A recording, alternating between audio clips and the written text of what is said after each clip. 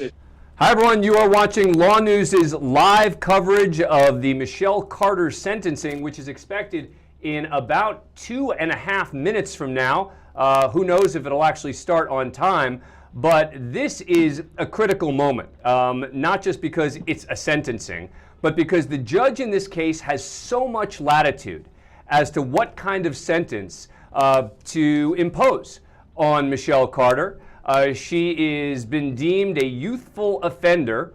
There's a lot of confusion over exactly what that means, because it doesn't mean exactly what you think it means. It doesn't necessarily mean that she's getting off easy. It doesn't necessarily mean she's being tried in juvenile court.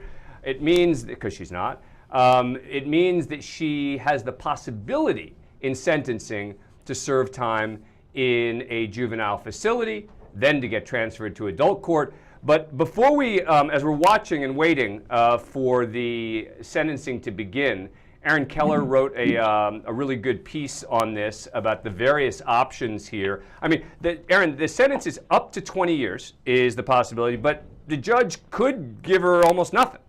Basically, yes. I mean, this could be a probation sentence, and there are a lot of twists and turns on how to get there, but a lot of it has to do with this youthful offender status in Massachusetts. There could be an incarceration term. There could, in theory, be a juvenile commitment in a different sort of facility, but she's over the age limit for that. So isn't she almost 21 now? Yeah, I think she is. She's like a month away from being 21. She's 21. Yeah. She was 17 when the offense was committed. Right. So now, I mean, there is no real option to put her in a juvenile facility, right? She could until she's 21, so 20 right. to 21 okay. for a very short for time. a couple of days. Yeah. So you know, the way the law works there is if there's a sentence, it usually gets suspended at the point at which a defendant would then be transferred to an adult facility. Just want to let people know we're seeing people come into the courtroom now live. And so it looks like this is one of the rare courtrooms where they're actually going to start on time, which would mean that we're going to be starting in about a minute from now.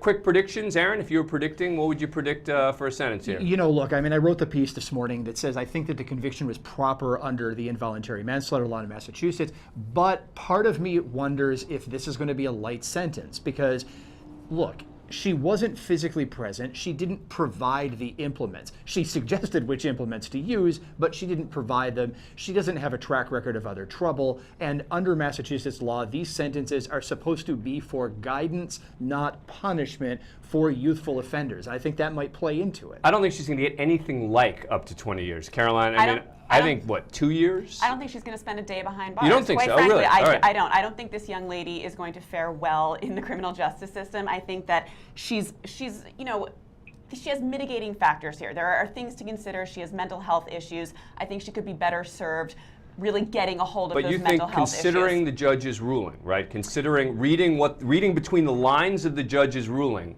you think she's going to get probation? Well, I read the tea leaves in that he let her out on bail pending sentencing, right? So she's been out of her own volition sort of for a couple of months now. I see judges often immediately remand defendants that get convicted that when we know that they are going to serve jail time. So I think that that's a pretty good indicator that he's thinking on the lighter side of the sentencing here. But lighter and probation are two different things. They are. So I'm asking you to say you think you think she's actually going to get probation. I do. I do not think she's going to serve a day behind bars. And has she served time? I forget. Has she served time any time already in connection to this? No, I don't believe so. There's no time served that she can be using. Dan? William Kickham, yeah, real quick. What do you think? As to sentencing, I don't think that she's likely to serve any time, and if it is, it'll be very, very soft time, very short time. I'm taken back to the case of Phoebe Prince in Massachusetts. Do you remember what that was all about? Why don't you tell us? Because if I remember it, that doesn't necessarily mean that our viewers know it, so it's not particularly useful. A girl was bullied in Massachusetts, in Western Massachusetts, to the point where she hung herself. And a bunch of kids were prosecuted, and there was diversionary in terms of the sentencing, and there was no time involved at all. This is not a mirror image of that case, but it does involve juveniles. It does involve the death of someone. It's not exactly the similar case, or mirror image, but I don't see time being served here. It's not that I don't think it should be served here, but it'll probably be more diversionary in nature. We are waiting on the judge to arrive inside that courthouse. I'm told Michelle Carter is in the courtroom preparing for the sentencing here. Aaron, one of the critical issues in a sentencing like this would be the position of the victim's family, right? What position they have taken. All I remember them saying is that they were satisfied with the verdict, that this is a tragedy. Have they weighed in, as far as we know, on what they think the sentence should be? They have. The victim's aunt has said that she thinks Michelle Carter should be locked up for the max 20 years. But how about direct relatives? I haven't seen anything Okay. filed. So they may not have submitted it via letter. They may be preparing to speak. And, you know, that's one of the things that under the statute the judge has to consider. Yeah. And because I think in a case like this, that could make all the difference. Meaning, typically, you're not supposed to say, oh, well, the victims want this, and therefore we're going to give X sentence. But in a case like this, where the message has been sent with the verdict, right? The verdict of guilty of involuntary manslaughter has sent a very loud and clear message. And so it seems to me that if I'm the prosecutor in this case, I do care a lot what the victim's families, and I don't mean the aunt. I mean, look, in every one of these cases, the cousin has a thought, and the aunt, and this, and that. You know, the bottom line is we're talking about what his parents think, et cetera, the closest relatives. More important than in a typical case, you think? Absolutely. Specifically in this instance, I always tell my defendants to really work on those letters, get your family to write those letters, because the judge really does read them. And I mean, even though there maybe aren't legal arguments to be made, there are emotional arguments to be made, and it can't be overlooked that in the courtroom, emotion plays a big factor. So absolutely. You're watching LawNewz Network's live coverage of the Michelle Carter sentencing. For those of you who are just tuning in, of course, this is the case of the woman who texted with her sort of boyfriend, convincing him, I guess, to go back into a car to kill himself. That was one of the questions, was could you prove causation? Could you prove that she caused his death? And in the end, the judge in this case ruling that they could. As a result, finding her guilty of involuntary manslaughter. Remember, this was a bench trial, not a jury trial. The defense opted for a judge. And look, I had a debate with someone about this the other day. I think it was the right call. Someone, you know, it's so easy in retrospect, right, to say, oh, well, you know, the judge convicted, so she should have gone for a jury. Yeah, okay. Now we know she's been convicted, so, you know, between a conviction and maybe she should have gotten a jury trial, okay. But at the time it happened, I thought it was a smart move. Good call. She made the right call on that one. Absolutely. She's not a sympathetic character, and a jury would have convicted in an instant on this. The texts are terrible. The texts. I don't think anybody is going to defend anything she did. The debate that we're having is whether or not the conviction should have stuck. Right, no, but I'm asking, disagree. But in terms of a jury versus a judge, right? Yeah. If you were her attorney at the time, see, because I agree with you, as a legal matter, this is a tough case. As a moral matter, it's an easy case. And so she's horrible. This was awful. There's no way to defend what she did. Go ahead, Bill. It's not as difficult a legal case as some people might think. I mean, it was characterized a few seconds ago. I'm not sure who was speaking at the time because I'm doing a phone with you, not video. But that Michelle Carter spoke to him one night, and when he was in his car suffocating, she encouraged him to get back in when he wanted to get out. That is not simply what happened. This girl spent months and months and months and months and months and months in person, on the phone, in text, via emails, dozens if not 100, telling this boy, this weak, vulnerable boy, to kill himself. Yeah, well, that's not really accurate either. I mean, the way this started was he draws her into this situation. He's the one who says, I'm going to she doesn't say to him, hey, you know what would be a good idea? You should go kill yourself. He says, I want to kill myself. He makes references to maybe she killing herself with him in reference to Romeo and Juliet. But you know what? Hang on a sec. I gotta stop this. Hang on, Bill, hang on. We got to go live. Courtroom is live. Let's go to the sentencing.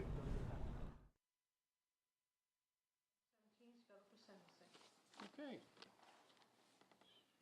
Is Commonwealth set to proceed? And Mr. Cataldo and Mr. Madeira set to proceed. Okay. I'm going to tell everybody in the room, as I did the last time you were here, I have been continuously grateful for the decorum and courtesy that has been extended to this court and to the parties involved. Today I expect will be a somewhat emotional day. I expect that same level of decorum. Should there be any deviations from that, you will certainly hear a rapid and harsh response from this judge. So, Mr. Cataldo and Mr. Madeira, before we start this hearing, I wanted to alert you, I have here the ruling on Dr. Bregan's motion.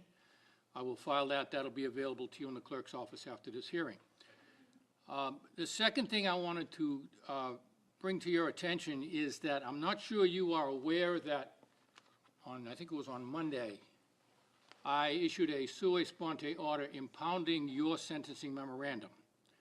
I was concerned that I may have misled you when I made my specific orders about the probation sentencing report to think that your sentencing memorandum, even if filed with the clerk, would also be impounded. So before we get to the sentencing aspect of this case, do you wish to be heard on whether you want that report impounded? Ongoing. 1 minute, please. Yes, of course.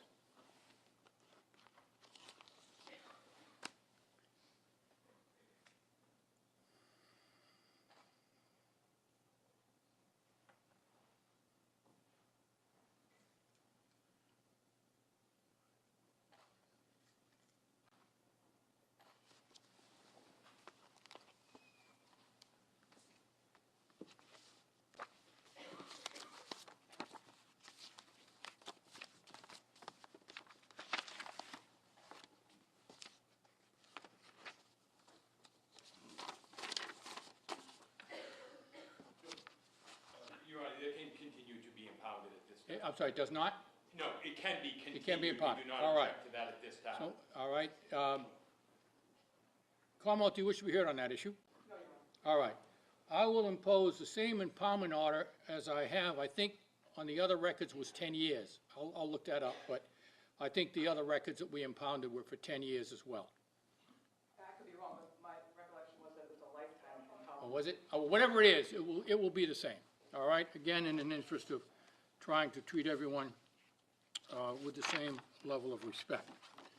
All right.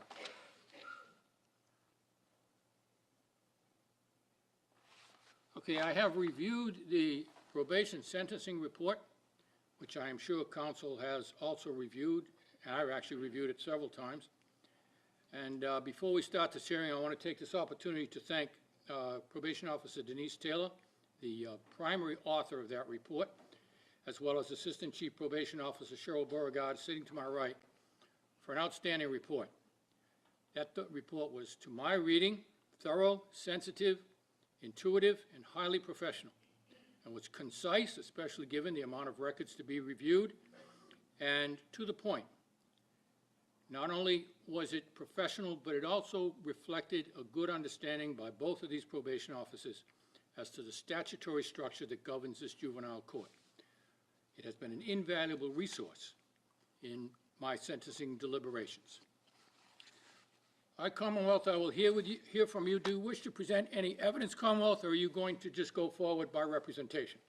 Your Honor, with the court's permission, the Commonwealth would like to present 7 family members from the Roy family to read their impact statements, and which time I will read a final impact statement by Lynn Roy, Conrad's mother, and then offer our sentencing recommendation. All right. Chapter 258B limits those who may present testimony as a victim witness.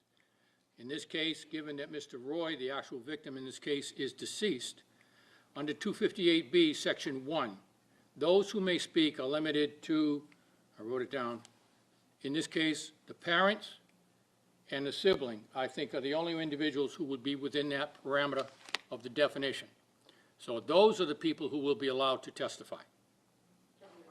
So you may call the first one if you wish. Your Honor, the Commonwealth would ask that Camden Roy take the stand, please. All right. Ms. Camden Roy, please come up.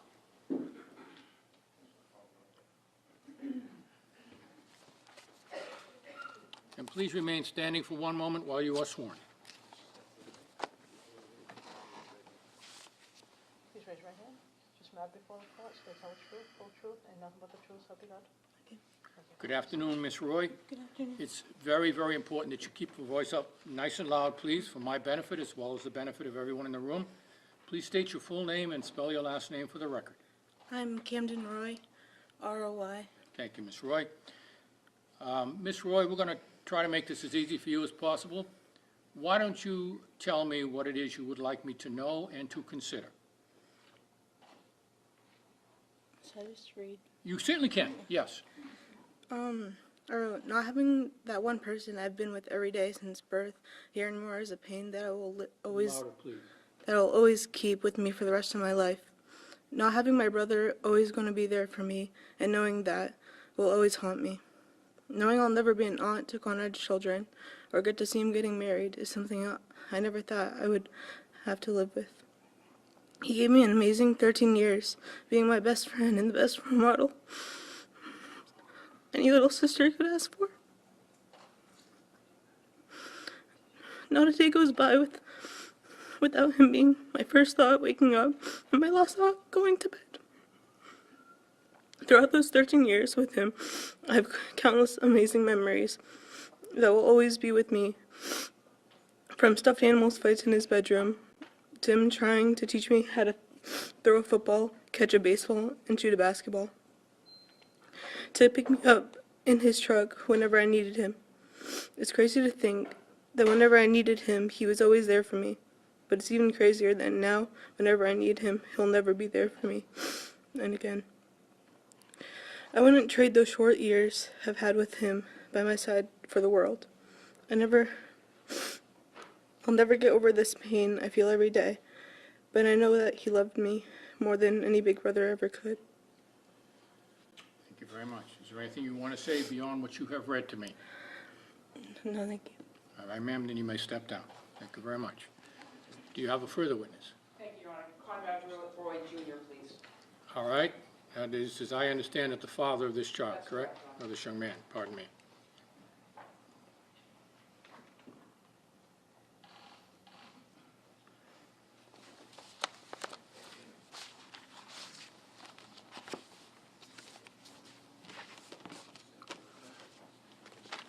Good afternoon, sir. Please remain standing for one moment while you are sworn.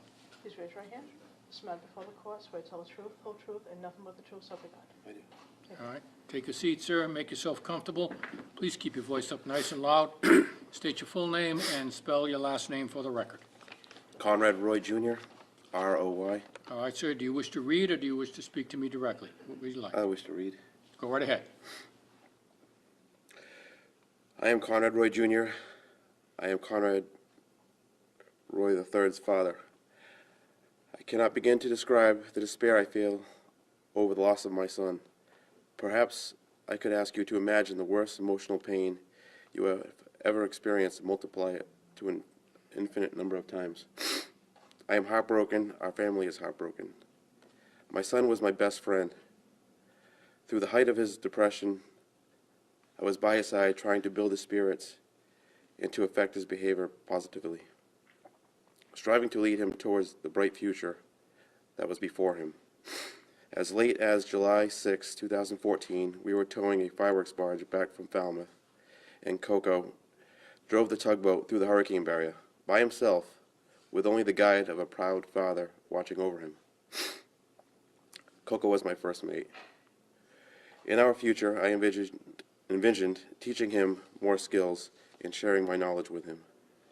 Coco was sensitive, loving, intelligent, compassionate. He was a member of a supportive and wonderful family. His sisters adored him, and he was an excellent older brother. Although he did have some psychological troubles, we all felt that he was heading in the right direction and over the worst of it. Time and positive support from family and friends were critical to his emotional well-being. He had such a bright future. Michelle Carter exploited my son's weaknesses and used him as a pawn in her own well-being. She has not shown any remorse. The fact that my son was convinced to kill himself makes his death unimaginable. How could Michelle Carter behave so viciously and encourage my son to end his life? Where was her humanity? In what world is this behavior okay and acceptable? Coco is missed beyond measure. His family misses him, his sisters miss him, his friends miss him, and I miss him. The last words I said to my son was, "I love you." And Coco said, "I love you too." I miss him every moment of every day. Thank you, sir. Is there anything you would like to add? No, Your Honor. Thank you very much.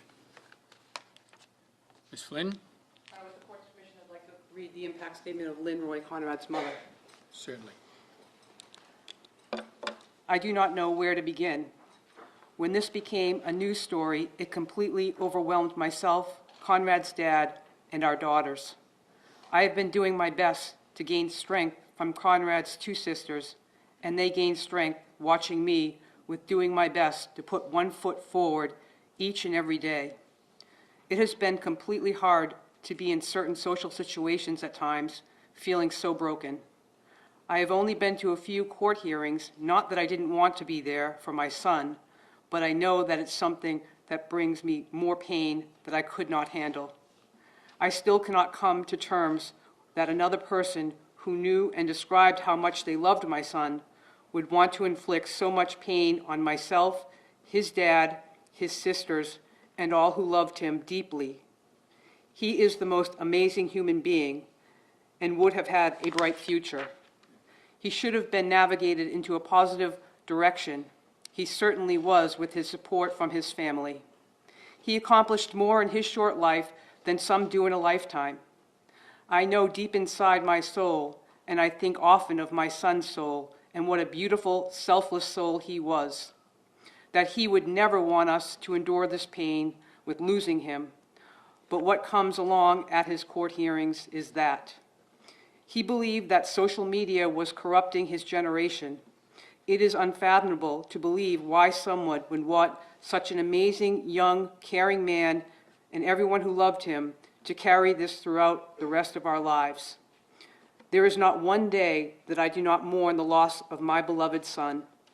Every day I strive to be a better mother to his sisters and a better person for him. I want him to be proud of me and how I am handling everything. I am trying to be there for his sisters in the best way that I can with all of my pain that we will carry with us until eternity. This does not stop after a trial. I pray that his death will save lives someday. I said to myself, in honor of Conrad, I need to handle this in the best, graceful way that I can. Conrad always wanted to help others. I cannot put into words what an honor it has been to be his mother. I am very blessed to have spent 18 years and 10 months with him. Every day I will continue to honor him. I pray that a law comes forth that another mother, so that another mother does not have to endure what I am. I thank everyone that has put their heart and soul into Conrad's life. They have been the voice when I cannot. I do not believe that another can go on to encourage someone to take their life, and it can be okay. My life will never be the same, nor his dad's, nor his sister. Camden and Morgan deserve so much more. Thank you, Your Honor. Thank you very much, Ms. Flynn. So again, the statute provides any spouse, child, stepchild, sibling, parent, dependent, or legal guardian of Mr. Roy. Is there anyone else who falls within that category that you would like to present? No, Your Honor. All right. Are you to argue for the Commonwealth? Yes, Your Honor. And I will hear you. Thank you. Your Honor, the Commonwealth is asking this court to impose a sentence of not less than 7, nor more than 12 years in state prison. Your Honor, as the evidence proved, the facts in this case are egregious. Your Honor read thousands of text messages and knows how the defendant undertook a deliberate, well-thought-out campaign to cause the death of Conrad Henry Roy, quite simply for her own personal gain and quest for attention. What a travesty. There is no earthly reason why Conrad Henry Roy should not be here today with his loving family, enjoying life, sharing his many gifts with the world, but he is not. And the reason he is not here is the defendant. Michelle Carter, her actions killed Conrad Roy. She ended his life to better her own. Now she has been convicted of a very serious crime, deserving of serious punishment. It is true that rehabilitation must be a part of any sentencing scheme. But in order to be rehabilitated, one must accept responsibility for their actions. To this date, the defendant has not accepted responsibility for Conrad's death. She has blamed it on his fragile mental state, his family situation, her right to free speech, or the medication that she was taking. She has shown no remorse, and in fact, after Conrad's death, it was quite the opposite. She sought attention and sympathy for herself. It wasn't enough that she took Lynn and Conrad Jr.'s only son, or Camden and Morgan Roy's older brother, or Tom Gamble's best friend. In the aftermath of Conrad's death, she continued to use and deceive all of them until she was caught by her own words. And I would submit to the court that had not the Fairhaven Police Department confronted her, she would have continued her charade as the grieving girlfriend, quite possibly forever. And I would ask you to recall one of the text messages she did send to Conrad, where she told him that she felt played and made a fool of by him because he hadn't killed himself yet. But after his death, she became the player. She manipulated and deceived his family into believing she tried her hardest to save him. She lied to the police about her role in his death. She failed to mention anything about what she did to her own parents or to her treating therapist. She duped the town of Plainville and the King Philip Regional High School when she brought Homers for Conrad to their community, collecting money as a way to bring awareness to suicide prevention, when in fact, she was the cause of Conrad's homicide. The defendant is asking this honorable court for probation, and the Commonwealth suggests that is just not a reasonable punishment for the death of Conrad Roy and the tremendous pain and suffering that she has inflicted upon his family, his friends, and the communities that both she and he lived in. Nor would probation serve to help her in any rehabilitation. The Commonwealth is aware that the court has many factors to consider when coming up with a sentence that is appropriate in this case. Some of those, of course, are the nature and circumstances and the seriousness of the offense. What can be more serious than the death of an 18-year-old, such a promising young man who will never walk the face of this earth again? The victim impact statements you heard from the family members of Conrad Roy. These two young girls will never have an older brother. Lynn and Conrad Jr. have lost their only son. She does not have a Board of Probation record. The Commonwealth concedes that. But another factor Your Honor must consider is the probation report, and I again, and the Commonwealth agrees, it was quite a telling report. Certain things that were important for the court to note and that the Commonwealth took note of was that the defendant had an inability to be honest with her therapist, and there was a lack of awareness in her parents about what she was up to, what her treatment was, and what they should do in order to improve in not only her health, but other things that were happening in her life. They simply didn't know. Another factor Your Honor could consider is a lack or a success or lack of past treatment. And again, the records bear out she was not benefiting, nor did she follow through with her treatment. Many times she was recommended to go on to do further things, and when things weren't going her way, she and her parents stopped treatment altogether. This is not someone that can stay in home confinement and get better, or even understand the ramifications of what she's done. And of course, we read through the letters from the defendant's memorandum. And again, the Commonwealth is concerned that her support system just does not get the impact of what she did. And I say that because of the terms that they used in their letters. They say things like, she made a mistake. She showed poor judgment. She didn't comprehend the severity of her situation. She was helping Conrad to achieve his goal. They don't seem to understand it was her plan. She was the one on the other end, goading him, telling him to get back into that car. She was the one that for weeks berated him. She never told any of them that, and even after his death, and even to this day, she says she didn't know how to call an adult for help. Your Honor, another consideration Your Honor would look to is the defendant's age. Now, this is a youthful offender, but she was 3 weeks away from her 18th birthday. We're not talking about some immature 14-year-old girl. We're talking about 17 and 3-week-old young woman who was involved in DECA, who was a very responsible student, who knew how to call the police because she said it to Sam Boardman. All I had to do was call the police, or even simpler than that, all I had to do was tell him that I loved him, and he would have gotten out of the car. But the Commonwealth suggests it's even simpler than that, and as Your Honor suggested and stated in your finding, all she had to do was say, get out of the car, get out of the truck, and none of it. For all of these reasons, Your Honor, the Commonwealth respectfully asks this court to impose our recommendation. Thank you.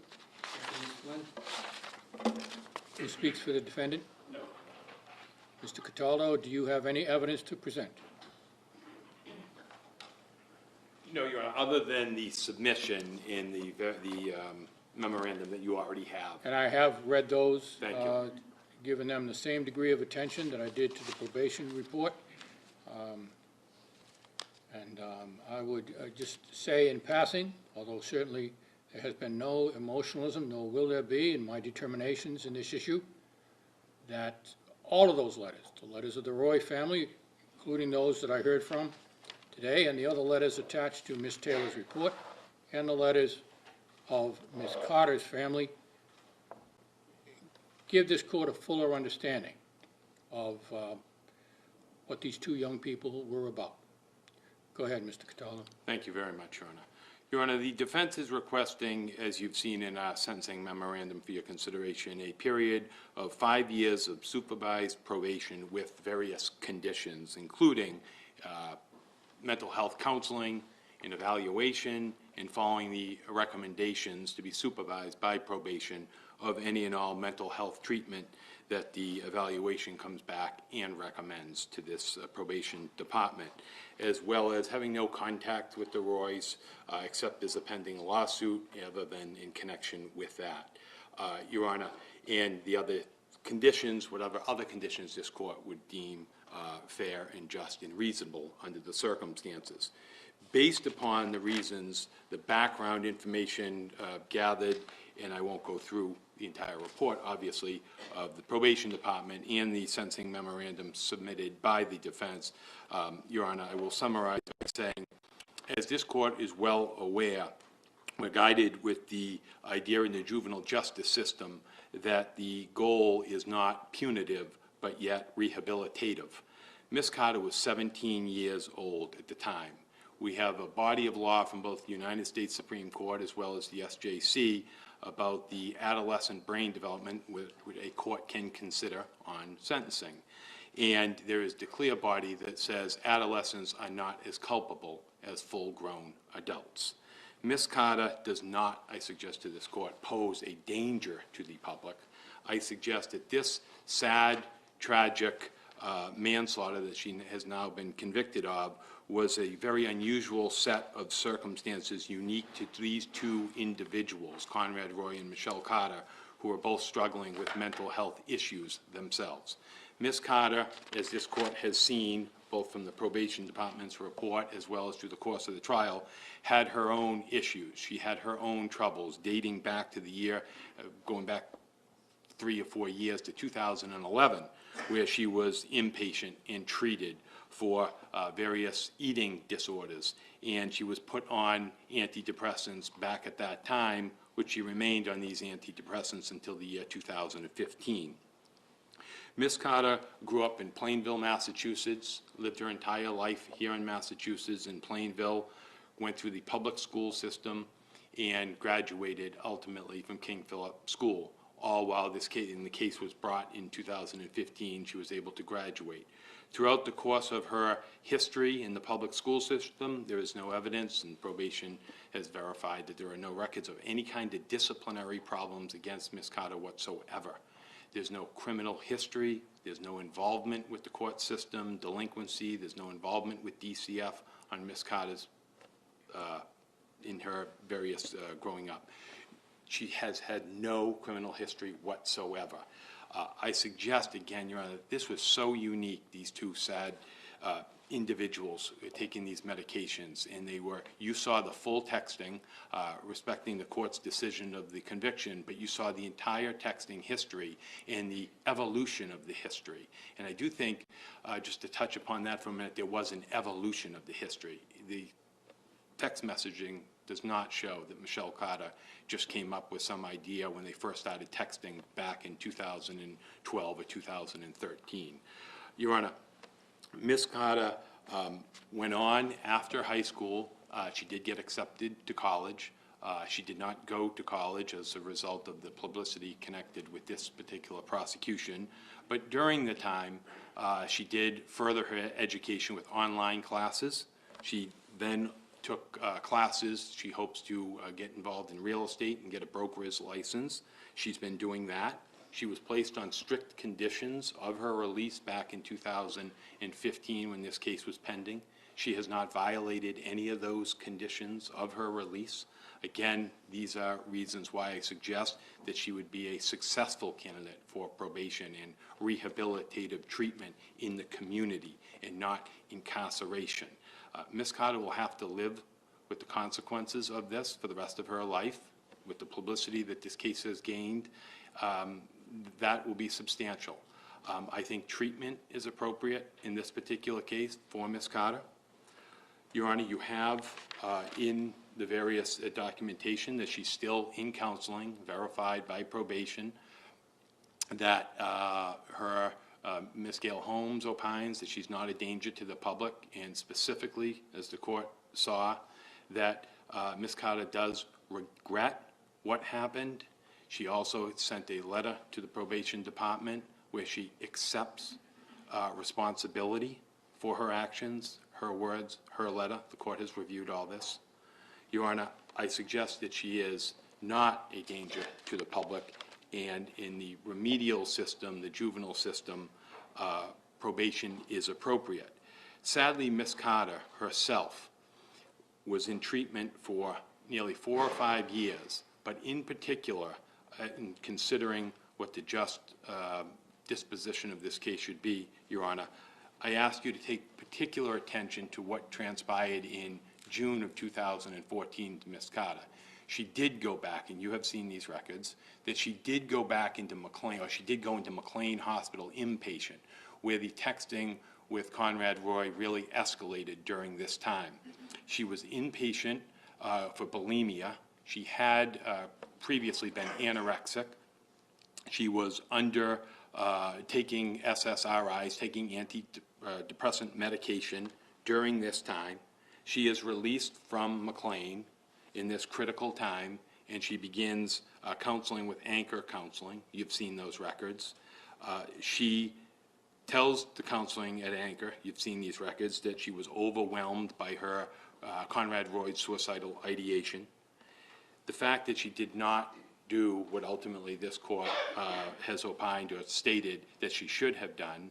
I asked the court, however, to now, even though it did not absolve her from criminal responsibility, to factor that into its disposition, that she was going through some significant mental health issues herself.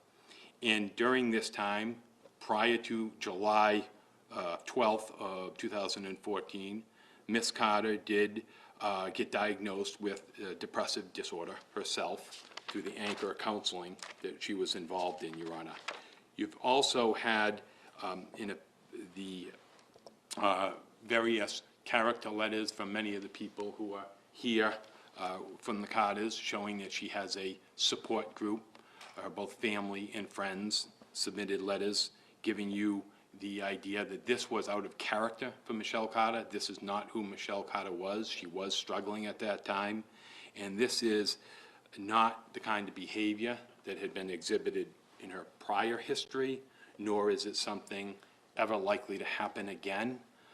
She is now still in treatment. She is now off of any kind of medication, but she is treating with Gail Holmes, as you've seen and verified through the submissions that were given to this court. The fact that she has had no history with any juvenile court or any governmental bodies such as DCF Your Honor, I think is very important in this case. In the totality of the circumstances, I think that she would be a successful candidate for probation, and there's nothing in the history that said that she would not abide by any of the conditions as laid out by this court. I don't think it's at all a long shot to say, well, we may give her a shot on probation, but I don't think she's going to make it. Her history dictates, I suggest to this court, that she would make it on probation with mental health treatment and counseling. For those reasons, Your Honor, we are asking, as I've laid out in detail in the memorandum, to give her an opportunity to show this court and the community as a whole that this was a horrible circumstance that she completely regrets and does, in her letter, take responsibility for, Your Honor.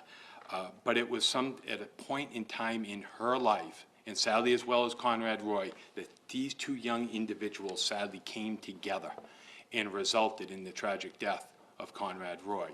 But I do think, given that this ultimately is a juvenile court, and given the body of science and the case law, that she is the kind of person that should be given a chance on probation to make it. And any and all conditions, as this court were to lay out, you can be sure that she would abide by those conditions. But this is a terrible, terrible tragedy. And she very much regrets this and prays Your Honor's judgment of leniency in this sad circumstance where she herself had mental health issues going on. Thank you very much, Your Honor. Thank you very much. I'm going to take a recess until 10 minutes of 3 to reflect upon these cogent arguments made by both sides. I will be back at that time to render the decision. All rise.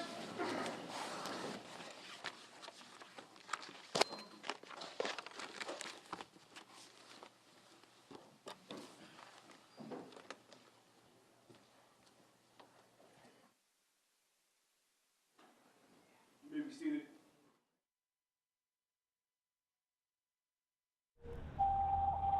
Well, a very emotional presentation from the prosecutor, most importantly from the family members here, talking about how devastating this has been for them to have lost their brother, son, child.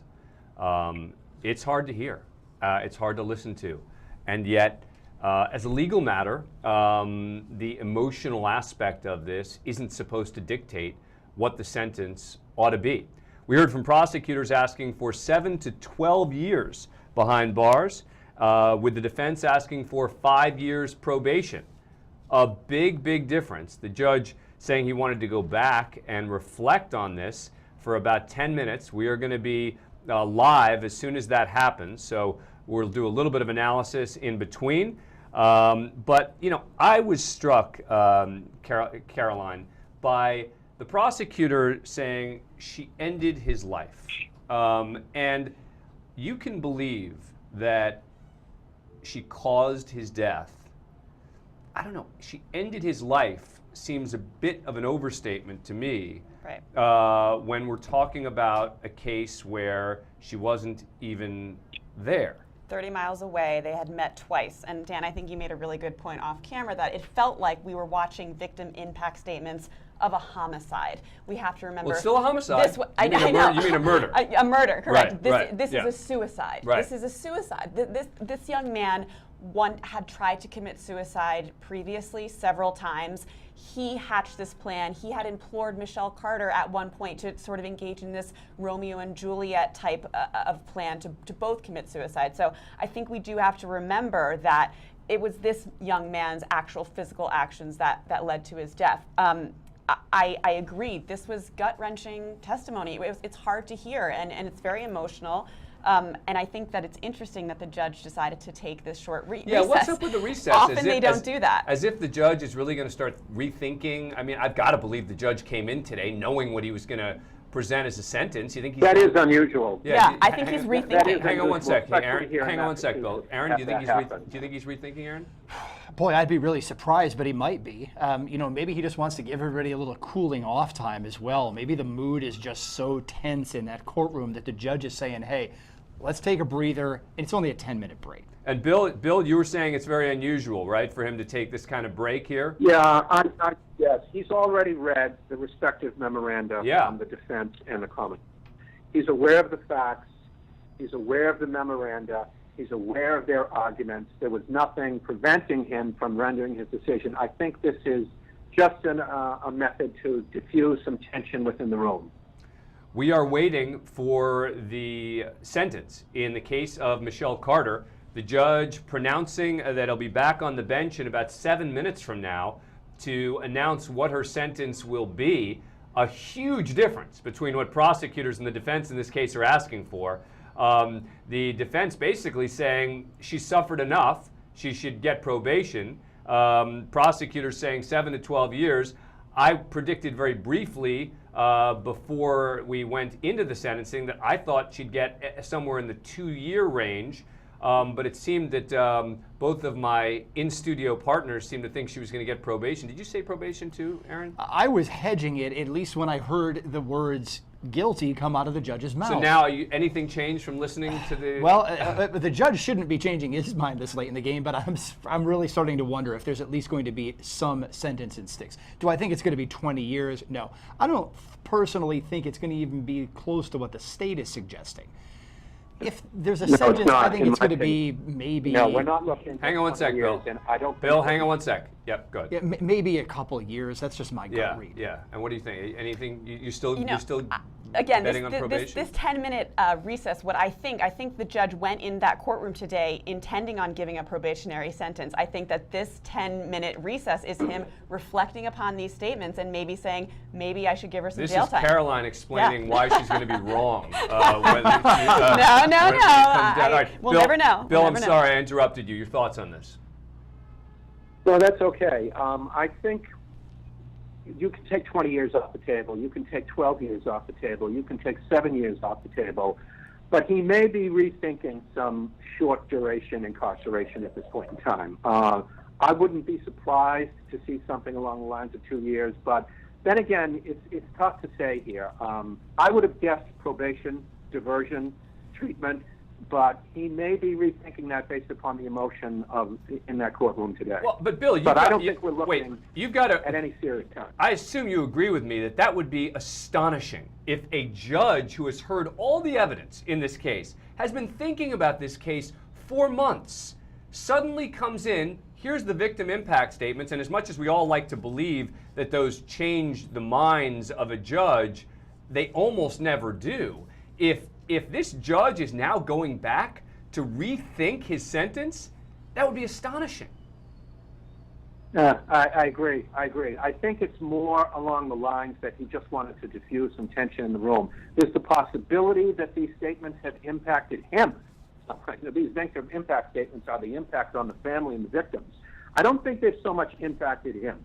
I think he's just looking to diffuse some tension in the room, perhaps create an environment or an aura that indicates some, reflection on his part. But I think he's probably where he is. We're 5 minutes away from the judge issuing his sentence. Aaron, thought? There's something I wanted to jump in here with. One thing judges are careful to do is prevent themselves from being overturned on appeal.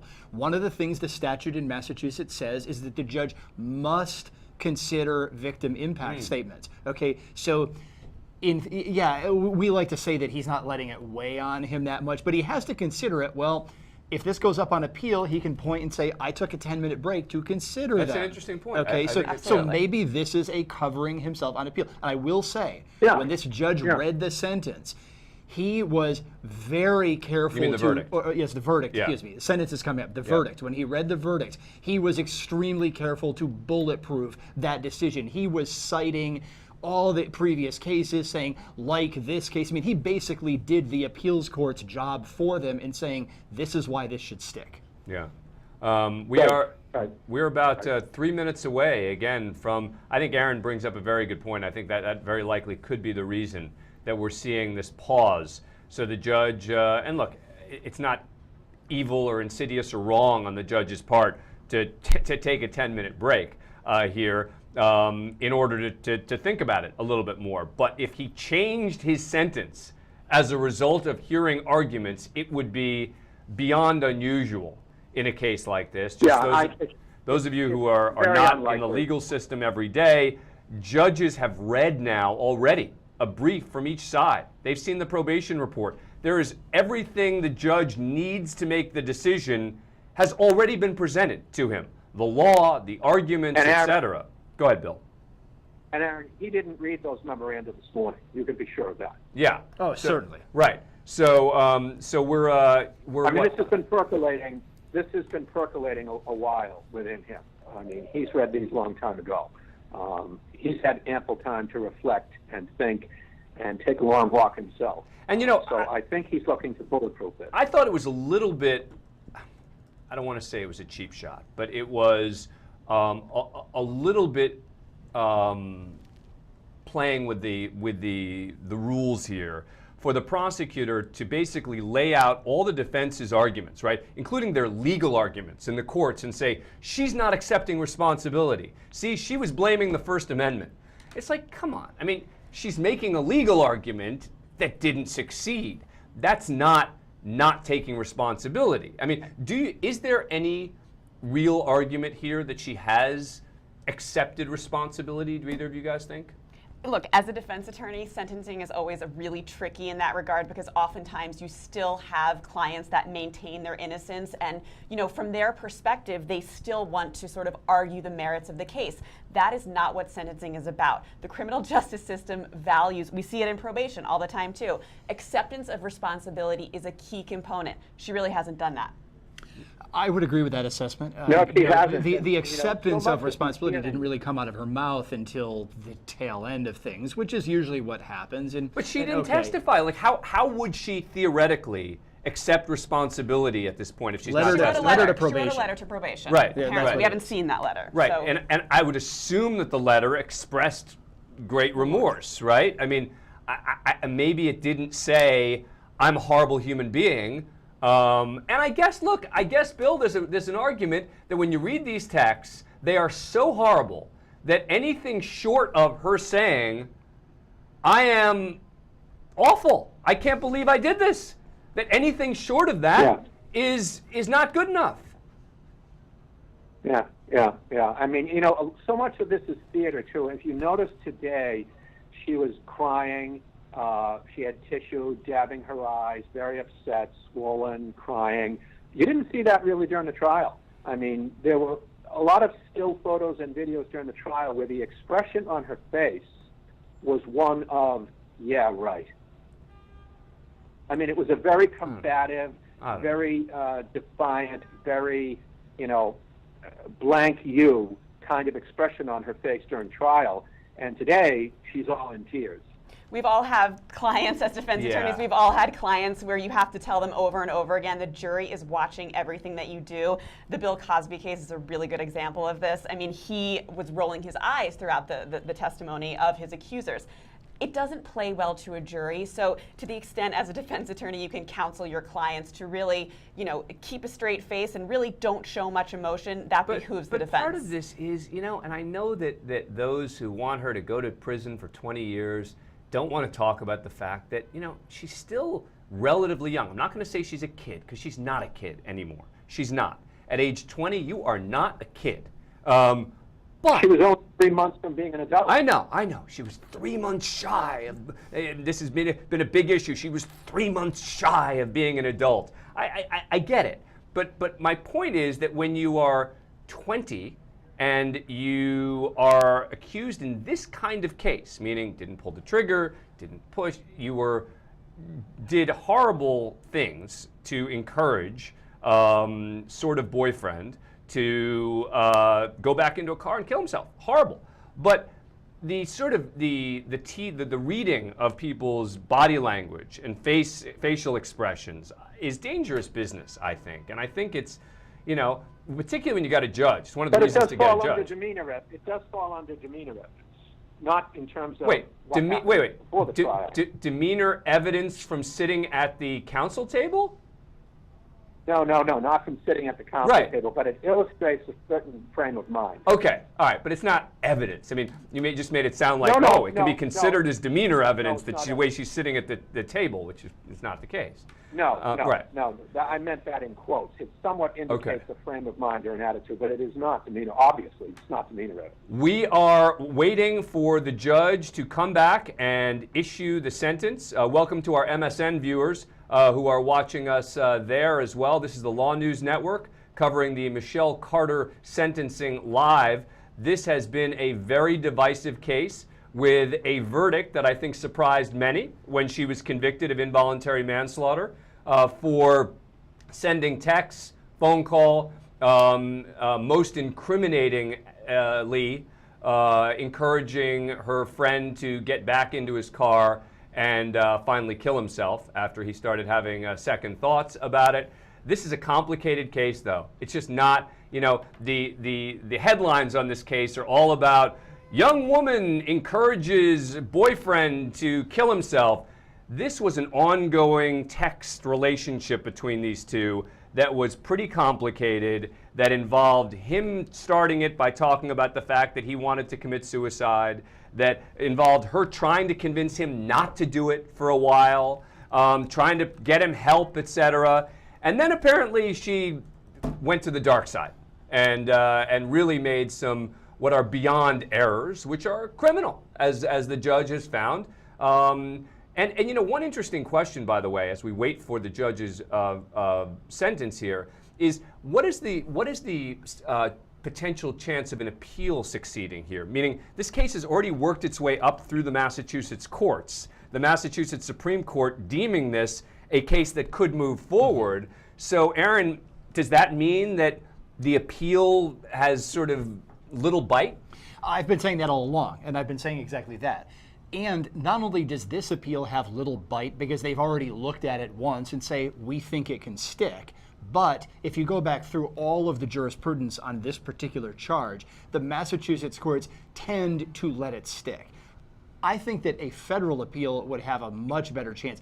When I wrote for LawNewz earlier today, my thoughts about how the inner workings of the legal mechanism worked here, I said, I don't think a state appeal is going to work in this case because these courts have stuck to this precedent for a long time. If she has any chance at all, it's not going to be in state court in Massachusetts. It's going to be in federal. Agreed. Right. I think the ACLU will likely file an amicus brief should it get to that point, and I think if she's going to have a lot of supporters. While we're waiting for the sentence, and again, the judge should be coming back on the bench at any moment now. We're keeping a very close eye. Want to just play again the father of the victim in this case. I mean, really hard to listen to, but important to listen to. Let's listen to that as we wait for the judge. Oh, no, let's not do that. Let's go live. The courtroom is live again. We go back to the bench.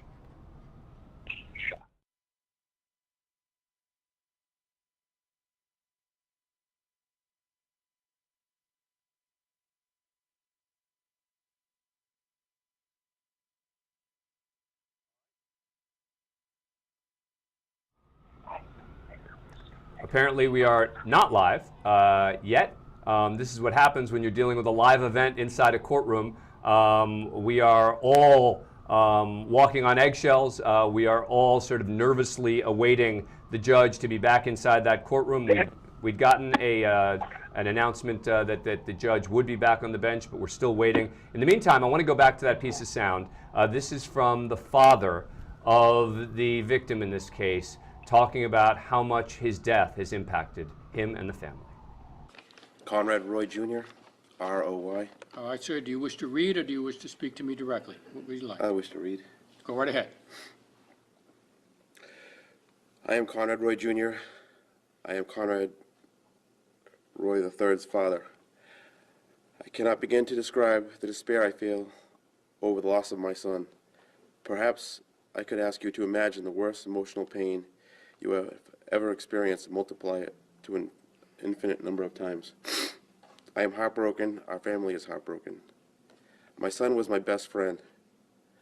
Through the height of his depression, I was by his side trying to build his spirits and to affect his behavior positively, striving to lead him towards the bright future that was before him. As late as July 6th, Coco was my first mate. In our future, I envisioned teaching him more skills and sharing my knowledge with him. Coco was sensitive, loving, intelligent, compassionate. He was a member of a supportive and wonderful family. His sisters adored him, and he was an excellent older brother. Although he did have some psychological troubles, we all felt that he was heading in the right direction and over the worst of it. Time and positive support from family and friends were critical to his emotional well-being. He had such a bright future. Michelle Carter exploited my son's weaknesses and used him as a pawn in her own well-being. She has not shown any remorse. The fact that my son was convinced to kill himself makes his death unimaginable. How could Michelle Carter behave so viciously and encourage my son to end his life? Where was her humanity? In what world is this behavior okay and acceptable? Coco is missed beyond measure. His family misses him, his sisters miss him, his friends miss him, and I miss him. The last words I said to my son was, "I love you." And Coco said, "I love you too." I miss him every moment of every day. Thank you, sir. Is there anything you would like to add? No, Your Honor. Thank you very much. Keep me updated. All right, so we're having a little bit of a technical snafu on the courtroom. The judge has not issued a ruling yet from the bench, but that moment we were just watching there was a really powerful one, and one that we were talking about whether that could actually be impacting the judge's sentence in this case. Let's go live into that courtroom as the judge is assessing the sentence. And again, not to be misconstrued as the entire process or deliberative determinations. I have not found that Ms. Carter's age or level of maturity or even her mental illness have any significant impact on her actions. She was a bright young lady, did well in school, and I am satisfied that she was mindful of the actions for which she now stands convicted. So in my deliberations, that has had little weight. On the other hand, as Mr. Cataldo so well pointed out, I am aware of a huge body of law that has developed nationally and within this state, starting primarily with a case in 2012, Miller versus Alabama, and then picked up here in Massachusetts in the matter of Diachenko versus the district attorney, which is found at 466 Mass 655.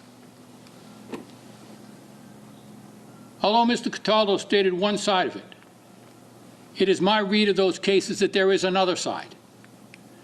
And that is that even if the age and maturity level of the person at the time that they have committed the crime doesn't garner a great deal of significance, the fact that they are still of that young age offers a greater promise of rehabilitation. Now, I know that there has been some significant media coverage of this case. I assure you that I have steadfastly avoided any of that. It would not be proper, nor would I want to color any perceptions of my case by exposing myself to any of that. And I have not done so. But by the end of today, people will wonder why what has happened has happened. People may wonder why all of this has happened. If you really want to understand what we do in the juvenile court and how we come to the decisions that we make, it is all contained in this little pamphlet. This is a remarkable work that was issued by the Administrative Office of the Juvenile Court in April of 2016. It is the dispositional and sentencing best practices for delinquent and youthful offender matters. It came together by virtue of a committee that was chaired by an extremely knowledgeable judge, Judge Jay Blitzman, First Justice of Middlesex Juvenile Court, with several other highly knowledgeable juvenile court judges sitting on that same committee, as well as representatives from District Attorney's Office, CPCS, which represents the majority of children in the juvenile court, DYS, and many other agencies. When I first prepared my remarks for today, I took this book out and I started making purple marks on it and things that I would want to present to people to understand the context of what is going on. There were so many purple marks, I said I'm not going to do it. But if you really want to understand the juvenile court, read this document, because then you will understand what we are all about here. And as Mr. Cataldo said, we are the juvenile court, a unique and special aspect of the Massachusetts trial court. That document, Diachenko, Miller versus Alabama, all indicate that this court must and has considered a balancing between rehabilitation, the promise that that rehabilitation would work, and a punishment for the actions that have occurred. And so I have done so. Ms. Carter, please stand.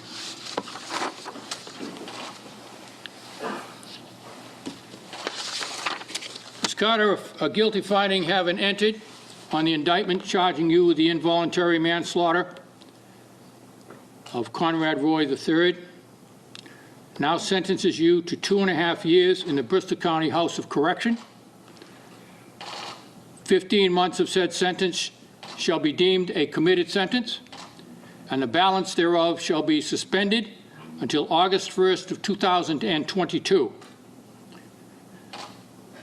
You will be on probation, administrative, until you are released from incarceration, supervised thereafter, and the date of probation commences today. While you are on probation, there will be the usual conditions of probation, which include that you will obey all court orders and all local, state, and federal laws. You will report to your probation officer as that individual directs. You will allow the probation officer to visit in your home or school with or without notice. You will notify your probation officer within 48 hours if you change your residence, school, or employment. You will report to your probation officer within 48 hours after you are released from incarceration. You will not leave Massachusetts unless you get permission of your probation officer and sign a travel permit. You are required by virtue of your conviction to submit a DNA sample, and that will be done through the probation department. You will sign all releases as necessary for probation to verify your compliance with its terms, and you will pay all court-ordered fines, costs, and assessments. Those are the general terms. There are, in addition, specific terms. You are to have no contact with any member of the Roy family, excepting only that as may be necessary in conjunction with any civil litigation, including but not limited to the matter of estate of Conrad H. Roy III versus Michelle Carter, docket number 17-0846. You will have no contact, direct or indirect, with any of the civilian witnesses who testified at this trial, excepting only Dr. Bregan. This shall include, but not be limited to, Ms. Samantha Boardman, Ms. Alexandra Eblin, Ms. Ali Ethia, Ms. Olivia Mosoglo, and Thomas Gamble. Upon your release from incarceration, you shall present yourself within 48 hours to the Bristol County Juvenile Court Probation Department, Taunton Division, and thereafter shall follow all regulations as indicated by that probation department as to reporting requirements. When you report to probation, you will arrange through probation to schedule a mental health evaluation, which will be done by our juvenile court clinic, Said evaluation shall be for the purpose of addressing areas of need as to any mental health issues and to make recommendations for the treatment thereof. You will be required, as a condition of your probation, to cooperate with that evaluation and to follow those recommendations. A copy of the evaluation shall be provided to the probation department, but shall not be filed with the clerk's office. You shall also sign releases of information providing for any service provider from whom you are receiving services related to the mental health treatment to probation, allowing probation to receive information as to your attendance, the purpose and goals of your counseling, a general statement as to your cooperation with that service, and progress toward the stated goal. Said mental health services shall continue for as long as deemed necessary while you are on probation by the clinician or individual providing same.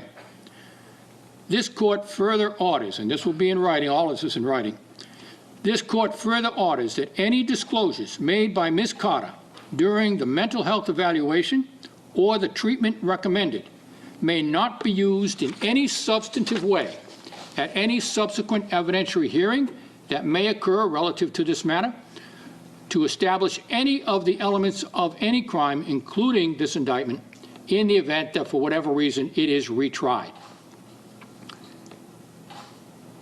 Based upon this court's analysis, that to some degree, and drawing on Dr. Bregan's testimony, that he spoke in terms of behavior of grandiosity, and this court's assessment that for whatever reason, part of the motivation for this activity that led to your conviction was a sense of self-aggrandizement. This court now orders that you are not to profit from the events of which you now stand convicted and the facts surrounding same. For those counsel, I refer you to the case of Commonwealth versus Power, 4/2010, and the cases that are cited therein from 1995. You, Ms. Carter, your assignees, and any representatives acting on your authority are prohibited from directly or indirectly engaging in any profit or benefit-generating activity relating to the publication of facts or circumstances pertaining to your involvement in the criminal act for which you now stand convicted. This shall include contracting with any person, firm, corporation, partnership, association, or other legal entity with respect to the commission and/or the reenactment of the crime by way of a movie, book, magazine article, tape recording, recording of any type, radio, television, or internet presentation, interview, live entertainment of any kind, or from the expression of your thoughts, feelings, opinions, or emotions regarding such crime. Any action taken by you, whether by way of execution of a power of attorney, creation of corporate entities, or like, action to avoid compliance with this condition of probation, shall be considered a violation of the terms and conditions of your probation.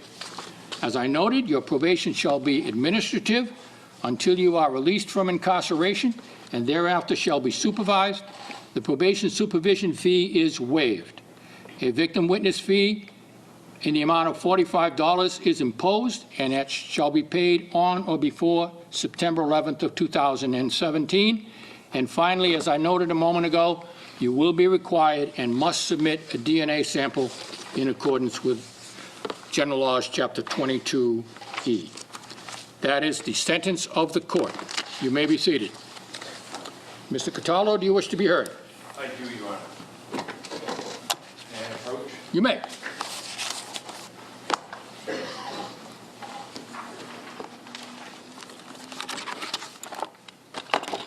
Thank you. Your Honor, what I have just filed is a motion to stay the execution of the sentence. All right, let me take a look at it, please. Okay, thank you.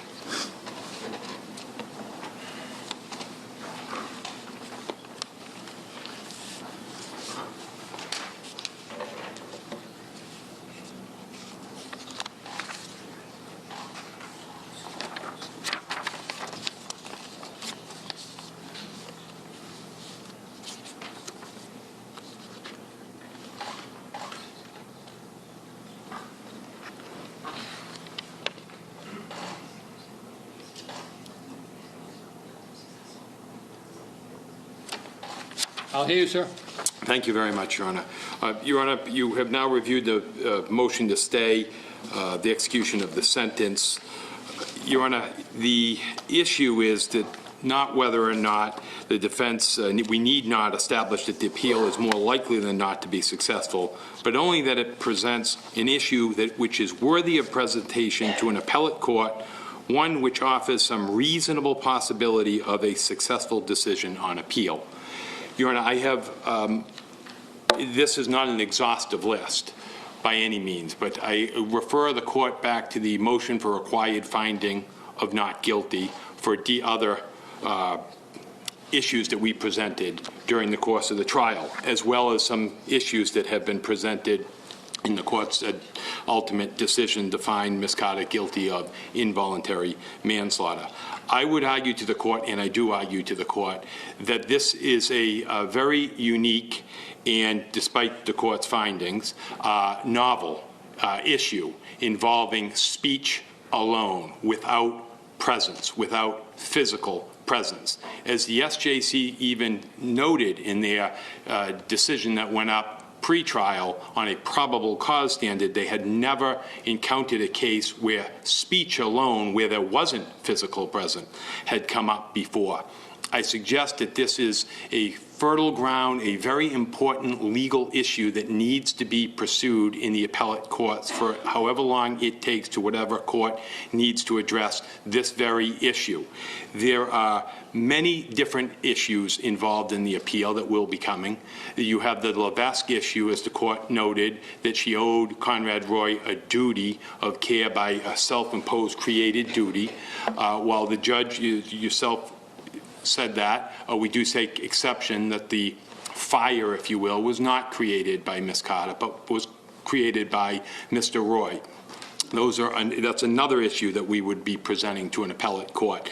This court has already, and I won't go through each and every one of the motion for required finding, but I think this court is, it realizes that there are many issues in this trial and the uniqueness of a manslaughter without a statute for assisting suicide and the implications in the First Amendment that this case will have or could have once an appellate court ultimately rules on the First Amendment.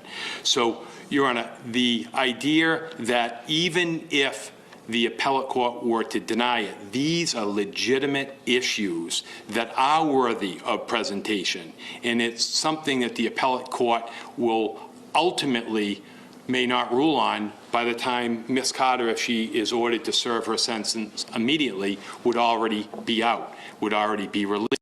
So for those reasons, Your Honor, we think that this court should issue a stay of the execution. She would be on probation immediately. She would have to do everything else and begin with all her conditions, but the incarceration portion could never be taken back if the court does not stay that particular issue. Further, Your Honor, as this court knows in issuing whether or not, in deciding whether or not to issue a stay, is whether or not Ms. Carter might be a flight risk. I think that is extraordinarily minimal in this case, that she would be a flight risk. She's always appeared in court for the past 2 years while this case has been pending. She has not defaulted. She obeyed each and every term and condition of her pretrial release. I would suggest that she will go ahead and start with her probationary conditions, but just we're asking to stay the portion of the sentence that would dictate that she be incarcerated immediately. Your Honor, there are a lot of legal precedent, not just in Massachusetts, but from around the country, on the issues of whether or not speech without using true threats can be curtailed without a statute in place. These issues need to be litigated in an appellate court ultimately, and we're asking you, Your Honor, to stay the jail sentence until we can have that day in court in the appellate level of whichever court ultimately it goes to be the final arbiter determiner of the First Amendment, as well as the idea of the duty imposed on Michelle Carter and all the other issues on the motion for required finding of not guilty guilty, some of which, Your Honor, were not presented on Commonwealth v. Carter, the SJC previously issued in 2016. There were some other issues, as this court notes. So for those reasons, I'm asking the court to stay the execution of the jail sentence of this case. Mr. Cataldo, before you step away from Yes. the podium, sir, assuming I was to allow this motion, I have some concerns that extending a stay until the federal appeals are done might create two problems. And the first is that the statute seems to suggest that the stay ends when the, not the statute, the rule, pardon me, seems to suggest that the stay ends when the appeals court issues its rescript. So how would I be able to extend a stay beyond the issuance of a rescript by the Massachusetts Appellate or SJC? And then the second issue is, assuming that this wended its way through the federal court system, the date of August 1st, 2022 could have come and gone before Ms. Carter is required to serve her sentence in the event that ultimately my decision is upheld. First question, Your Honor, on the rescript, I would suggest if a rescript were to come down and it is in Ms. Carter's favor, and secondly, if it came down against Ms. Carter's appeal on all the various issues, I would suggest, depending on which court, we would be asking that court at that time for a further stay. Which I think begs my question of why, if I am to allow a stay, why should it not just be through the Massachusetts appellate court system? And then beyond that, you would have to obtain relief from the appellate level. Well, I guess let me start by saying that is now my fallback position to this court. But I do think each and every level as we go up, and if it is ultimately denied by the SJC and there is a petition for cert or some other federal relief that we are looking for, then it would be incumbent upon the government move to terminate your stay at that time. But I think that the court should issue the stay and through all appellate procedure, but at least do the SJCs, and then if the court were to put the burden, if you will, for lack of a better word, over to the defense, I'm sure we'd be seeking it in a federal court. But if not, then I suggested it be on the government to then file for a revocation of the motion to stay. Well, I think under the rule, clearly, once the rescript opinion issues, it is on them. But, and I suppose I should say at this point in time that although I have been very involved in this case, no one should assume that I have taken exclusive jurisdiction of it, all right? Because I don't know how much longer I will be here. So in any event, please feel free to bring whatever concerns you have in front of any juvenile court judge. Thank you, Mr. Cataldo. Thank you, Your Honor. Ms. Flynn and Ms. Rayburn, do you wish to be heard? Yes, Your Honor. Commonwealth vehemently would ask the court to deny the motion. The main issue in this case is that the defendant was convicted of involuntary manslaughter. This is not an assisted suicide case. This is not a First Amendment case. The SJC unanimously said that. There is no basis or likelihood of success for her appeal. This is a case that has been a 3-year ordeal for the Roy family. They deserve to have the sentence that you just handed down imposed today. And so the Commonwealth would suggest that this motion be denied. All right. Thank you very much.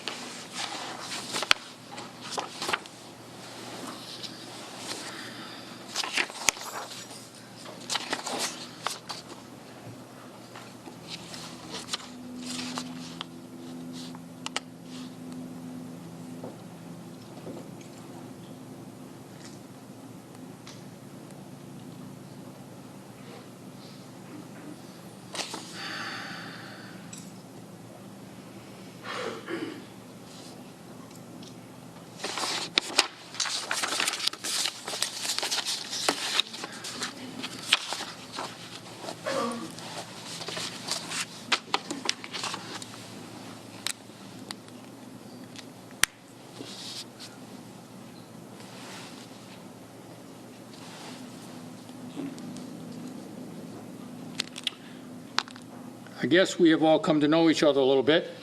I anticipated this motion, Mr. Cataldo, and I took some significant time to review the case of Commonwealth versus Hodge, which is found at 380 Mass 851. I note at page 855 of that decision they are talking about the significance of stays, even though the reporter's notes indicate that stays are not generally the practice here in Massachusetts. It does say, however, that the practice of a stay is grounded in rudimentary notions of justice, that a person convicted of a crime who would a short sentence would otherwise be made nugatory in the case of a short sentence and would be impaired in the case of a larger sentence, and says further, citing Commonwealth versus Levin, 7 Mass App Court 501, the conviction may be reversible, but the time spent in prison is not. I am satisfied under the Hodge language that there is an issue worthy of presentation to the appellate court. In fact, this court believes that the wisdom of the appellate court will be of instruction now and going forward. And that's important. And one of the reasons it's important, Ms. Flynn and Ms. Rayburn, as the representatives of the Commonwealth of Massachusetts and specifically the Roy family, is the letter of Mrs. Roy, who said that she hoped that the death of her son would result in law that could prevent this from ever happening again. I don't know what the appeals court will do. I don't know if it goes to the SJC, what the SJC will do. But I am satisfied that a grant of a stay through the Massachusetts court system only is warranted. This order will not encompass anything with respect to the federal system. Now, while Ms. Carter experiences apparently I have to file this. I'll give this to probation. I have the notice of the DNA. I will give that to probation to go over with Ms. Carter afterwards. All right, and let me give you that now before I forget. Thank you very much.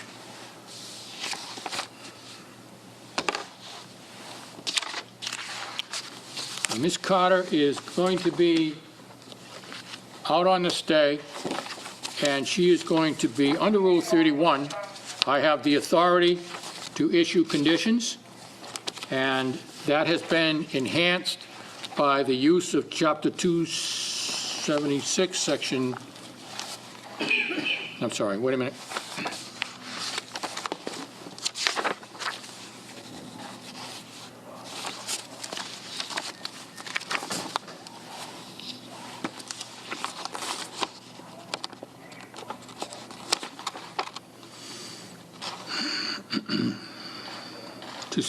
Section 87. So Ms. Carter will be, although they call it pre-release on the form, it is obviously post-trial, but it applies. And there will be conditions which will track in large measure the conditions of probation. Violation of any of those conditions could result in the immediate revocation of the stay. And I have those written out. I just have to see if I can locate them amongst all my papers.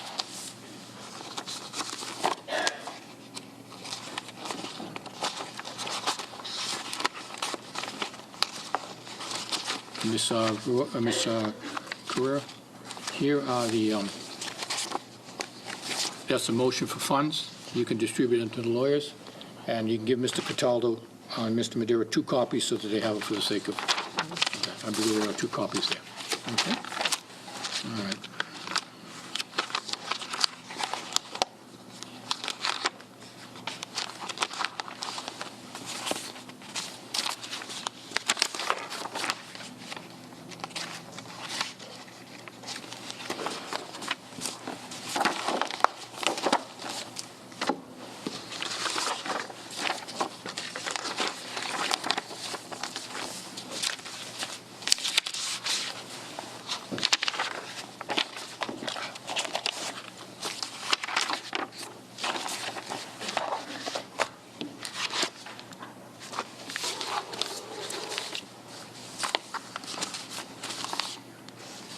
I apparently must have left that other form on my desk. you have a copy? Is that, it's not my copy, that's all right. I remember most of it. All right, that will be provided to the probation in about 5 minutes, Mr. Cataldo. But basically, it is the same existing conditions. No contact with the Roy family, no contact with the witnesses, no application for or obtaining of a passport, no leaving the Commonwealth of Massachusetts, and the language from Commonwealth versus Power are all incorporated in the 27687 order that will enter. And probation will have that in 2 minutes. I must have just inadvertently left it on my desk upstairs. Is there anything further, Mr. Cataldo or Mr. Madeira?